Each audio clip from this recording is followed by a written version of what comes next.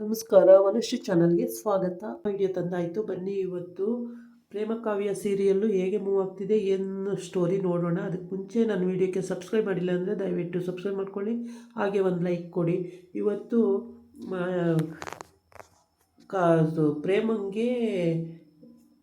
ಪ್ರೇಮ ಕಾವ್ಯಂಗೆ ಅಡುಗೆ ಮಾಡ್ಕೊಂಡು ಊಟ ತಂದಿದ್ದಾಳೆ. ಆದರೆ ಅವಳು ಚೆನ್ನಾಗಿಲ್ಲ ಊಟ. ಫಸ್ಟೇನೋ ಇದು ಪ್ರೇಮ ಮಾಡ್ದಂಗೆ ಇದೆ ಊಟ ಅಂತೇಳಿ ಊಟ ಮಾಡ್ತಾ ಇರ್ತಾಳೆ.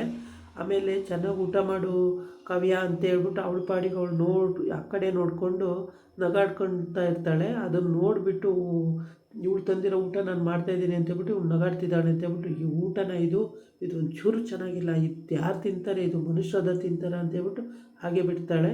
ಆವಾಗ ಇಲ್ಲ ಇಲ್ಲ ಕಾವ್ಯ ನಾನಲ್ಲ, ಊಟ ಮಾಡು ಅಂತೇಳಿ ಹೇಳ್ತಾ ಇರ್ತಾಳೆ. ಅಷ್ಟೊತ್ತಿಗೆ ಮಹಾದೇವ ಅಲ್ಲಿ ಬರ್ತಾನೆ ತಾತನ ವೇಷದಲ್ಲಿ. ಅಯ್ಯೋ ಕಾವ್ಯ ಮೇಡಮ್ ತಿನ್ನಿ, ಇದು ಪ್ರೇಮ ಅವರು ಮಾಡಿರೋದಲ್ಲ, ನಾನು ಹೋಟೆಲಿಂದ ತಂದು ಕೊಟ್ಟಿದ್ದು, ಅವರು ತೊಗೊಂಬಂದರು ಅಷ್ಟೇ, ಅವರೆಲ್ಲಿ ಇಲ್ಲಿ ಮಾಡೋಕ್ಕೆ ಹೋಗ್ತಾರೆ, ಅವ್ರಿಗೇನು ಗೊತ್ತು ಇಲ್ಲಿ ಅಡುಗೆ ಮನೆಯೆಲ್ಲ ಎಲ್ಲಿದೆ ಅಂತೇಳಿ ಅಂತೆಲ್ಲ ಹೇಳ್ತಾನೆ. ಅವಾಗ ನಿಜವಾಗ್ಲೂ ಹೇಳ್ತಿದ್ದೀರಾ ತಾತ, ನೀವೇ ತೊಗೊಂಡು ಬಂದಿದ್ದ, ನಿಜವಾಗ್ಲೂ ಹೇಳ್ತಿದ್ದೀರಾ ಅಂತ ಕೇಳ್ತಾಳೆ. ಹೌದು ಕಾವ್ಯ ಅವರೇ, ನಾನೇ ತಂದಿದ್ದು, ಊಟ ಮಾಡಿ ನೀವು ಅಂತ. ಆಗ ಒಂದೇ ಉಸಿರಿ ಗಬ ಗಬ ಅಂತ ತಿಂತಾಳೆ. ಆವಾಗ ಪ್ರೇಮನ ಮೇಲೆ ಎಷ್ಟೊಂದು ದ್ವೇಷ ಸಾಧಿಸ್ತಾಳೆ ಹುಡುಗಿ ಅಂದ್ಕೊಂಡು ನೋಡ್ತಾ ಇರ್ತಾನೆ. ಆದರೆ ಯಾಕೆ ಇವಳು ಹಿಂಗೆ ಮನೆಯವ್ರನ್ನೆಲ್ಲ ದ್ವೇಷ ಸಾಧಿಸೋದು ಮತ್ತು ಪ್ರೇಮನ ಮೇಲೆ ದ್ವೇಷ ಮಾಡ್ತಾಳೆ ಅಂತೇಳ್ಬಿಟ್ಟು ಅವಳನ್ನೇ ನೋಡ್ತಾ ಇರ್ತಾರೆ. ಆಮೇಲೆ ಪ್ರೇಮ ಅವರೇ ಹೇಳಿ ಮೇಡಮ್, ನೀವು ಏನಾದ್ರು ಅಡುಗೆ ಮಾಡ್ಕೊಬಂದ್ರಾ ಅಂತ. ಇಲ್ಲ ತಾತ, ನಾನೆಲ್ಲಿ ಮಾಡ್ಕೊಂಡು ಬರಲಿ, ಇಲ್ಲಿ ಅಡುಗೆ ಮನೆ ಎಲ್ಲಿದೆ ಅಂತ ನನಗೇನು ಗೊತ್ತು, ನಾನು ಹೆಂಗೆ ಮಾಡೋಕ್ಕೆ ಸಾಧ್ಯ, ನೀವು ತಂದು ಕೊಟ್ಟಿದ್ದು ನಾನು ಎಲ್ಲಿ ಕೊಡ್ತಾಯಿದ್ದೆ ಅಷ್ಟೇ, ಕಾವ್ಯಂಗೆ ಜ್ವರ ಇದೆ ಅಂತೇಳ್ಬಿಟ್ಟು ನೋಡೋಣ ಅಂತ ಬಂದೆ ಅಂತ ಹೇಳ್ತಾನೆ. ಯಾವ ಕಾರಣಕ್ಕೂ ನೋಡು, ನೀನು ಹುಷಾರಾಗೋವರೆಗೂ ನಾನು ನಿನ್ನ ಅಕ್ಕ ನಾನು ನೋಡ್ಕೊತೀನಿ, ನೀನು ಹುಷಾರಾದಮೇಲೆ ನಾನು ಹೋಗೋದು ಅಂತ ಹೇಳ್ತಾಳೆ. ಇದೊಳ್ಳೆ ಕರ್ಮ ಆಯ್ತಲ್ಲ, ನನ್ನ ಪಾಡಿ ನನ್ನನ್ನು ಬಿಟ್ಬಿಡು, ನೀನು ಯಾರು ಅಂತಲೇ ನಂಗೆ ಗೊತ್ತಿಲ್ಲ, ಹೋಗು ನೀನು ಆಚೆ ಅಂತ.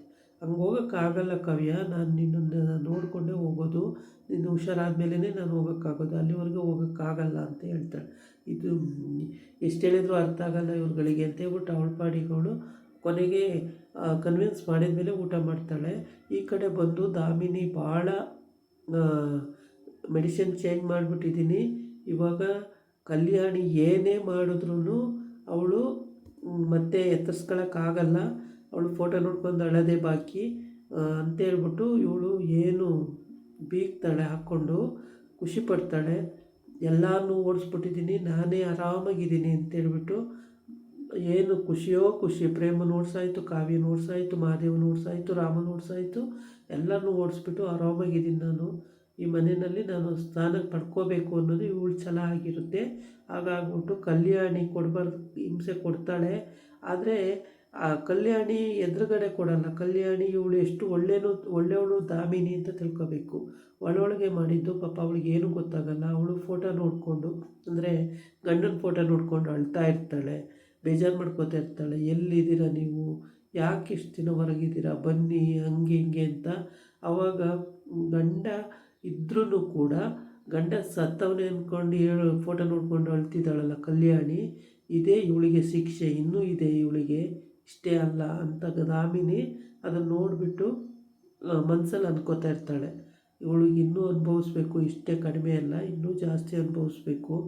ಕಲ್ಯಾಣಿ ಆರಾಮಾದ್ರಲ್ಲ ಅತ್ತೆ, ಇವಾಗ ತಿರ್ಗಾಡಂಗೆ ಆಗ್ಬಿಟ್ರಲ್ಲ ಅಂತ ಇವಳು ಸ್ನೇಹ ಕೇಳ್ತಾಳೆ. ಅದಕ್ಕೆ ಎಲ್ಲಿ ತಿರ್ಗಾಡೋದು, ನಮ್ಮ ಡಾಕ್ಟ್ರು ಮೆಡಿಸಿನ್ ಮತ್ತೆ ಚೇಂಜ್ ಮಾಡಿಕೊಡ್ತಾರೆ, ಅವಾಗ ಮತ್ತೆ ಇಲ್ಲಿ ಅವಳ ಮೇಲೆ ಕೇಳೋಕ್ಕಾಗುತ್ತೆ, ನೀನೇನು ಚಿಂತೆ ಮಾಡಬೇಡ ಸುಮ್ಮನಿರು ಅಂತ. ಇವಳು ಬಿಕ್ಕಿ ಬಿಕ್ಕಿ ಅಳ್ತಾ ಇರ್ತಾಳೆ ಫೋಟೋ ನೋಡಿಕೊಂಡು. ಯಾರೂ ಇಲ್ಲ, ಮಗದಿರಿಲ್ಲ, ಸೊಸೆಯರಿಲ್ಲ, ಎಲ್ಲ ಹೋಗ್ಬಿಟ್ರು. ಈಗ ನೋಡಿದ್ರೆ ಯಾರೋ ಬೇರೆಯವ್ರು ಬಂದು ಇಲ್ಲಿ ಸೇರ್ಕೊಂಡಂಗೆ ನನಗೆ ಆ ಥರ ಬುದ್ಧಿ ಕೊಟ್ಟೆ, ಯಾಕೆ ಅವ್ರ ಹತ್ರ ಎಲ್ಲ ಜಗಳ ಮಾಡೋ ರೀತಿ ಮಾಡಿದೆ, ನನಗೋಸ್ಕರ ಮಕ್ಕಳೆಲ್ಲ ಮನೆ ಬಿಟ್ಟು ಹೋದ್ವಲ್ಲ ಅನ್ನೋದು ಇವಳು ಚಿಂತೆ. ಈ ಕಡೆ ಗಂಡ ಸತ್ತೋಗಿದ್ದಾನೆ ಅಂತ ತಿಳ್ಕೊಂಡಿದ್ದಾಳೆ, ಆದರೆ ಗಂಡ ಇದ್ದಾನೆ ಇಲ್ಲ ಒಂದು ಕಡೆ, ಇವಳು ಸತ್ತೋಗಿದ್ದಾನೆ ಅಂತ ತಿಳ್ಕೊಂಡು ಫೋಟೋ ಇಟ್ಕೊಂಡು ಅಳ್ತಾ ಇದ್ದಾಳೆ. ಈ ಥರ ಇವಳು ಸಂಸಾರದಲ್ಲಿ 101 ಬಿರುಕು ಉಂಟಾಗ್ಬಿಟ್ಟಿದೆ. ಹಂಗಾಗಿ ಅದನ್ನು ಹೆಂಗೆ ಸರಿ ಮಾಡ್ಕೊಳ್ಳೋದು ಅಂತ ಪಾಪ ಅವಳು ಯೋಚನೆ ಮಾಡೋದು ಕೆಪಾಸಿಟಿನೂ ಇಲ್ಲ ಅವಳಿಗೆ. ಏಕೆಂದರೆ ಅವಳು ಒಂಥರ ಕಾಯಿಲೆ ಮಲಗಿ ಮಲಗಿ ಮಲಗಿ ಅವಳಿಗೆ ಏನು ಯೋಚನೆ ಮಾಡಬೇಕು ಅನ್ನೋದು ಗೊತ್ತಾಗಲ್ಲ. ಇದರಲ್ಲಿ ಮೈದಾ ದಡ್ಡ, ಅವನಿಗೇನು ಗೊತ್ತಾಗಲ್ಲ. ಅವನ ಹೆಂಡತಿ ಚಾಲಕಿ, ಈ ಮಗನೂ ಚಾಲಕಿ, ಅವ್ರು ಹೇಳ್ದಂಗೆ ಇವಳು ಕೇಳಬೇಕು. ಈ ಕಡೆ ದಾಮಿನಿ ಅಟ್ಟಹಾಸದಲ್ಲಿ ಮೆರಿತಾ ಇದ್ದಾಳೆ. ಇವಳನ್ನು ಹಿಡಿಯೋರು ಯಾರೂ ಇಲ್ಲವೇ ಇಲ್ಲ. ಇವಳು ಎಲ್ಲಿವರೆಗೆ ಹಿಂಗೆ ಆಡ್ತಾಳೆ ಅಂದರೆ ಸಿಕ್ಕ ಹಾಕೊಳ್ಳೋವರೆಗೂ ಹಿಂಗೆ ಆಡ್ತಿದ್ದಾಳೆ. ಆಲ್ರೆಡಿ ಪ್ರೇಮಂಗೆ ಸಿಕ್ಕ ಹಾಕ್ಕೊಂಡಿದ್ದಾಳೆ. ಪ್ರೇಮಿಗೆ ಎಲ್ಲ ಗೊತ್ತಾಗಿದೆ. ಆದರೆ ಪ್ರೇಮ ಆ ಕಡೆ ಕಾವಿಗೆ ಹುಷಾರಿಲ್ಲ ಅಂತ ಅಲ್ಲೋಗಿದ್ದಾಳೆ. ಇನ್ನು ಈ ಕಡೆ ಬರೋಕ್ಕಾಗಿಲ್ಲ. ಅವಳು ಬಂದ ತಕ್ಷಣ ಈ ಕಡೆ ಇವಳು ತಗ್ಲಾಕೊಳ್ತಾಳೆ. ತಗ್ಲಾಕೊಂಡು ಆವಾಗ ಹಿಂಗೆ ತಿನ್ಮಂಗೆ ಮುಖ ಮಾಡಿಕೊಂಡು ಇವಳು ಆಚೆ ಹೋಗಬೇಕಾಗುತ್ತೆ.